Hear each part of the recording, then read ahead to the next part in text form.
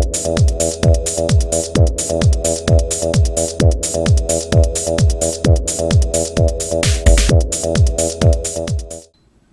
folks, today I'd like to take a casual peek into the Iron Man 2 movie series, Iron Man Mark IV action figure set.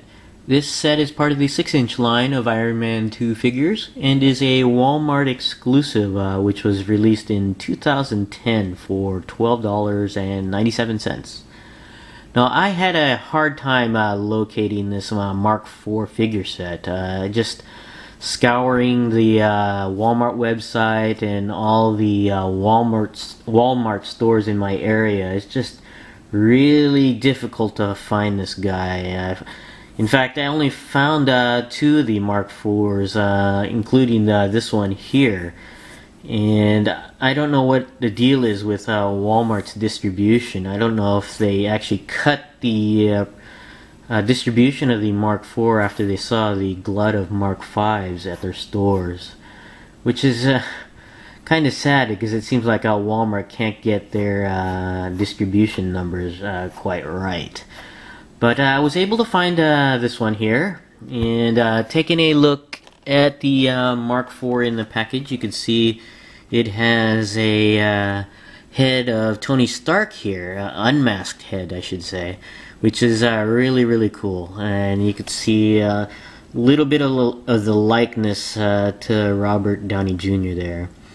And this set comes with a whole bunch of accessories. Of course, you got the head, the armored head here, alternate hands, and the blaster that Hasbro can't seem to get rid of in enough numbers. It seems like they really overproduced these blasters. They even included in this Iron Man 2 set here. But taking a look here at the back of the package, you can see a picture of Iron Man in his Mark IV suit there. And here you can see a description of Iron Man Mark IV on there. And we also have other Iron Man figures, not 6-inch figures in the line. Seems like a combination of items here. We have Iron Man Mark V, which is the 6-inch version. And then you have Walking RC Iron Man. And Iron Man Rolling Headquarters. I believe this is for the 3 3/4 inch scale Iron Man figures. Let's go ahead and take this figure out of the package, and we'll be right back. Alright, we have the Iron Man Mark IV out of the package, and the first thing we'll take a look at are the accessories. First up, we have the arm blaster here.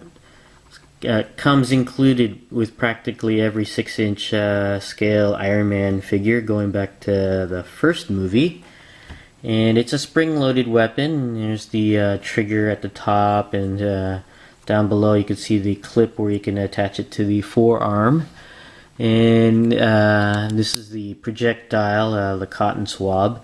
And you just push the button and it will fire quite a distance on there. And that's the arm blaster on there. And next thing we'll take a look at are the extra pair of hands. The figure set comes with a total of 3 pairs of hands. And we have a pair of closed fists here. You can see part of the repulsor underneath the fingers there. It's kind of neat. Then they have an open palm, or a firing repulsor blast hand, you could say, on there. And he also comes with a pair of half-open hands on there, or gripping hands, you could say, on there. Kind of neat. And the figure set comes with 2 heads. This particular head was on the figure when it was in the package, and it's the unmasked Tony Stark on there, and you can see he's wearing a pair of shades, which are, I believe, sculpted into the figure. figure's head. It's not removable on there, and the likeness to the actor is actually pretty neat. Would have been interesting to see a unshaded Robert Downey Jr. to see how much more accurate it would have been. So, but it looks pretty accurate, with the shades on there. And the other head, of course, is on the figure here. And I found this head a lot more difficult to put onto the figure than the unmasked head. This one was a lot smoother to put on, but this one has a lot tighter fit, and that's the reason why I've left it on the figure here, because I didn't want to waste video time actually trying to just put the head onto the figure on there. But taking a look at the figure here, though, it's actually very well sculpted and very well painted. This is actually much better than the other releases of the 6-inch Iron Man 2 figures. This is, I would say, the best of the 3 Iron Man figures so far, from between the Mark 4, 5, and 6. The Mark 6 was just really spotty on the paint, as well as the Mark 5, but this one is very well painted on here. You can see even where it's very easy to miss on the paint over here on the torso, but this one you can see it's just very well painted, and no bleeds over here on the torso here. And the only areas where there is kind of a miss on the paint is in the back of the legs. There's just not enough gold on here. You can see the red underneath, but that's not that bad actually, since that's really the back of the leg. And I just really can't find any other paint misapplies on this figure. Well, just right here, just a little bit of bleed on the gold, but that's really tiny. It's just overall a very well painted figure, and it's also well sculpted. You can see a lot of details, like on the chest here, of course the torso, the arms, and in the helmet as well. Just very well designed, and also the back of the figure here. I really like the design on there. Very, very nice. I really like it.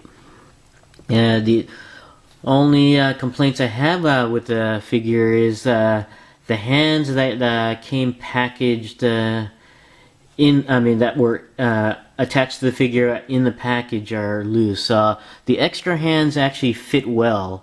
It's just the pair of hands that were attached to the figure in the package just won't stay on very well. Let me check. I believe it was one of the closed fists here. Yeah, it's just really, really loose. You can see it just. I believe it'll drop off. Well, it won't drop off now, but it was dropping off earlier. So, and I can't remember which of the right hands or left hands was loose, but which is unfortunate. On there, but other than that, the only other miss is right here on the sculpt. You can see it pointing down at the hip. It kind of limits the articulation, not by much, but still, it would have been nice if it was actually smoothed over. It would have been one case where inaccuracy to the movie would have been better. Would have been better for the figure overall, but otherwise a very nice figure. This is my favorite of the 3 Iron Man figures from the 6-inch line. I still like the War Machine a little bit better than this figure, but this is a very nice figure overall. So, but going over the articulation, the head does go all the way around and does go up and down quite a bit. It's because the head is on a ball hinge a joint there. The other head, though, does not go up as far as this one does. Mainly because of the hair at the back of the head kind of limits the articulation in that direction. The arms do go all the way around, but with this shoulder guard, it kind of limits the articulation. And this can actually, the shoulder guard can come off if you really manipulate the shoulder all the way around. The arms also do go out and in, and they do rotate at the upper part of the bicep.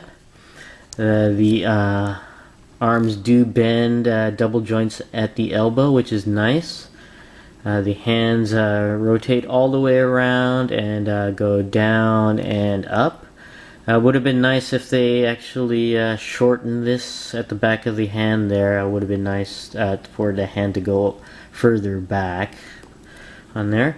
The torso can go down a little bit, not too much, up and back. And it also does go all the way around and side to side. There's no waist articulation.